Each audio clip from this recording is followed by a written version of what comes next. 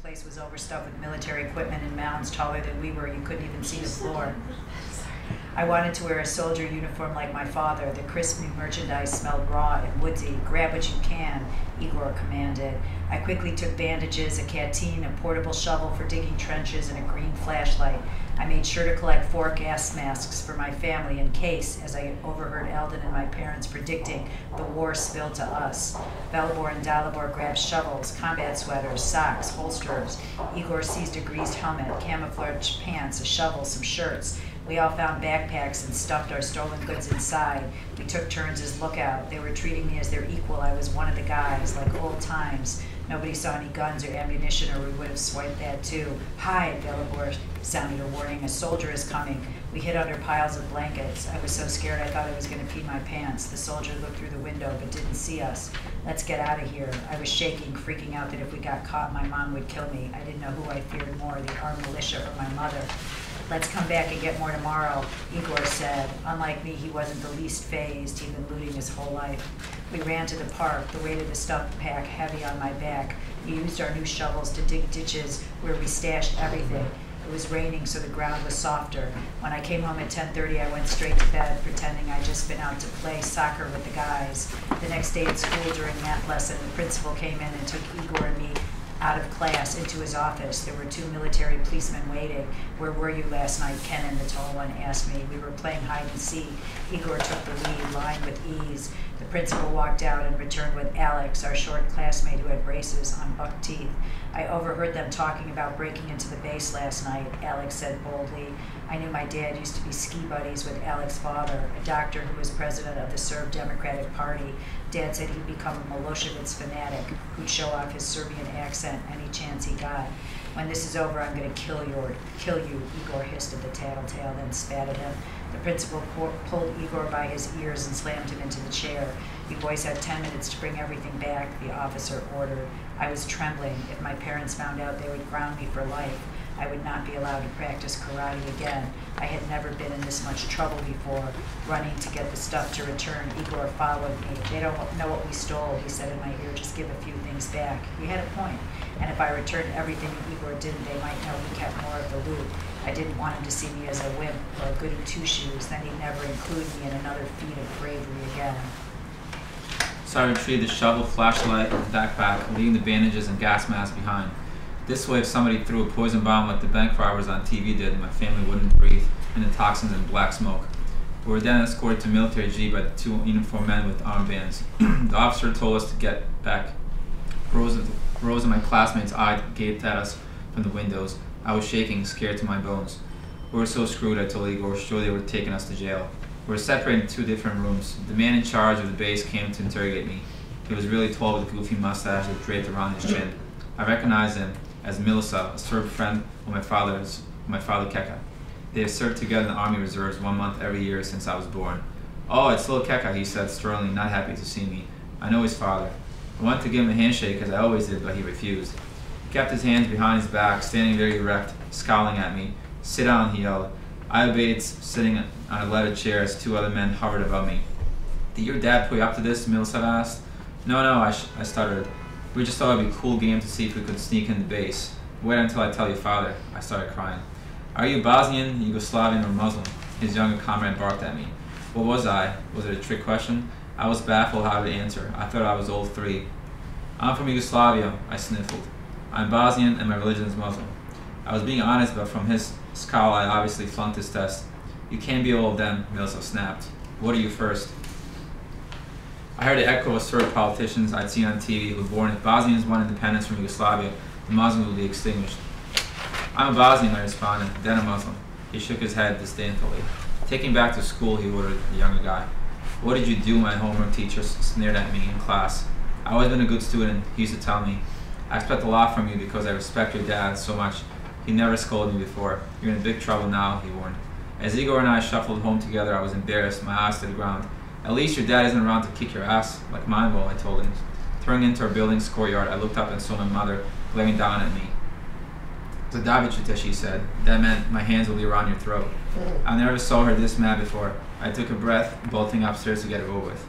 I was at work and the radio news was on, she yelled. I heard your name mentioned as the leader of the Yugoslavian People's Army theft. I was on the radio? Geez, no wonder she was so upset. I had humiliated her in public, smearing my family's good name. I was deeply ashamed. Now none of Dad's friends would shake my hand anymore. The owners of the candy store wouldn't trust me. They monitored my every movement closely so I wouldn't rip them off like Igor. But Igor was the leader, not me, I tried to tell her. I took bandages and a gas mask for us in case anything happened, and I returned the stuff anyway. Go to your room, you're grounded, she fumed, swatting at me.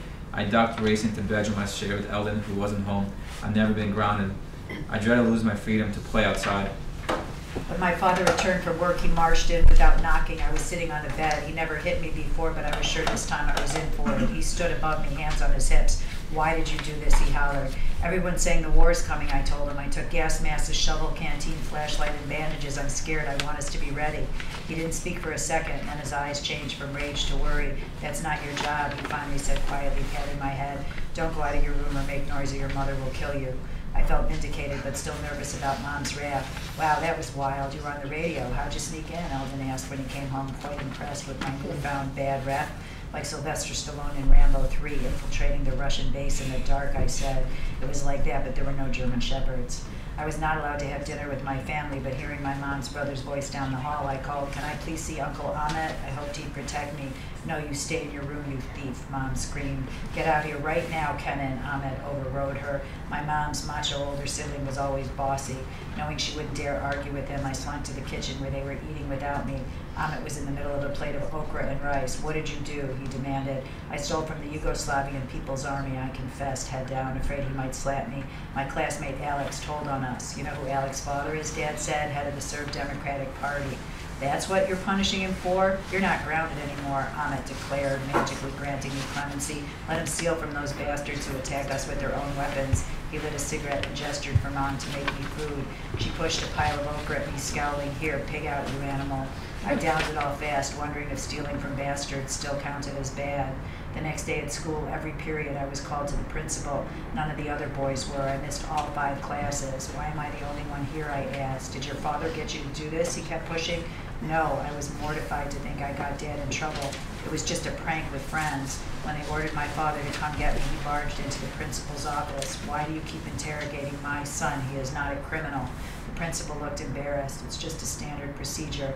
They kept asking if you talked me into it." I told Dad, "At the base yesterday, your friend wanted to know if I was Yugoslavian, Bosnian, or Muslim." "What did you tell them?" my father asked. I said, "I'm from Yugoslavia, I am a Bosnian, and then a Muslim." "Good for you," he said. "Is that why he's the only kid here, because he's Muslim?" My father peered at him. He was a Serb, I now figured out. "If you call him into your office one more time, you'll lose your job," Dad threatened. Then we marched out. At our apartment, Dad grabbed his Army beret belt and captain uniform from the drawer. After his mandatory Army service at 18, he volunteered to stay in the reserves, leaving home 1 month each year. Every spring when it was over, I'd wait downstairs for him to return, looking spiffy and powerful in his green shirt and pants tucked carefully into his boots. I'd run into his arms. He put his cap on my head, carrying me home. "You're coming with me to the military base," he told me now. At the gate, he announced, "Tell Milissa that Keka's here." "Keka, we need to talk," Milissa said as he approached. "This is not good for you." "No, this is not good for you," my father pointed his finger at Melissa's face. "You asked my son if he's Muslim. How long have we been friends? How long have I volunteered to serve in this army?" My father ripped the red star from his beret and handed it to Melissa. Then he gave him the rest of his uniform. "I don't believe this," I resigned. "I thought I could count on you," Melissa said. "It's not my army anymore," my father told him before we left. I was proud he stood up for me, but troubled by what it meant. We used to look up to the Yugoslavian soldiers marching around the base, who waved and bringing candy. "Why didn't he ask Igor what religion he was?" I asked Dad. "Listen, that kid didn't call Melissa," he said. "It was his father's dirty work." At school that week, I was suddenly a dangerous celebrity. The guys wanted to know if we found any guns. The girls questioned how we managed to sneak by the armed soldiers. My teachers seemed fascinated that such a good, obedient kid had gone rotten, asking, "Why did you become a robber? And how upset are your parents?" I relished my newfound bad boy status, yet I kept hearing Dad and Uncle Ahmed's words. If the army didn't like Muslims or attacked unarmed innocent civilians, I debated whether that justified my misbehavior. "You're not going to need your braces anymore. I'll strain those teeth for you," Igor hissed at Alex, the rat, right before we jumped him on the school's soccer court. We got in trouble for that too, when Milutin told the principal, who fooled my father, but he never called me into his office again. "We beat up Alex for snitching," I admitted. "Good," my dad said. So this Sit.